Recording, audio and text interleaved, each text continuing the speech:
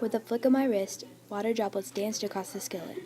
It was only the second time I had ever made pancakes, but I was determined to make them better than the first. I believe that practice makes perfect. This ninth grade year is the first time I've ever been able to cook for myself.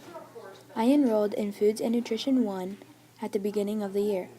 Thanks to Miss Newman, the foods teacher, I learned cooking techniques and how to read recipes. Because I'm the baby in the family, meals were always just made for me. But now that I'm 15, it has started to become a big joke in my house. Except it's not funny anymore. Walking into foods class, I was terrified. I remember the feeling of sweat collecting on my hands. I wiped my hands on my jeans, telling myself to calm down, that the other students probably felt the same way. Luckily, I had a great teacher, and the course ended in no time, having me wanting more and more. Cooking can get really hectic on your own sometimes. While cooking on my own, I get super frustrated, and I'll want to quit and throw it all away. But as much as I think that I've messed up, if I keep going, my dish most likely turns out great. And if all else fails, you can always just start over.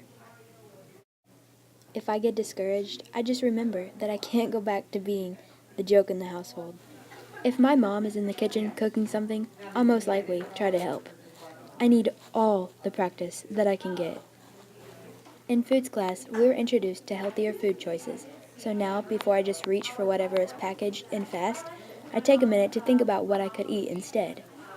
I've started eating breakfast as many mornings as possible. I've even attempted making others breakfast on weekends. Learning how to fry a perfect egg has been my biggest challenge, but with a few tips from my dad and my mom, my eggs are looking better than ever. And instead of ordering out pizza, I can just make my own, in less time than it would take to get delivered to my house. And you should be there on stir-fry nights. Nobody ever said it was easy to be in the kitchen, but if you get frustrated, don't stop. Just take a deep breath and try again, because you know what? Practice makes perfect.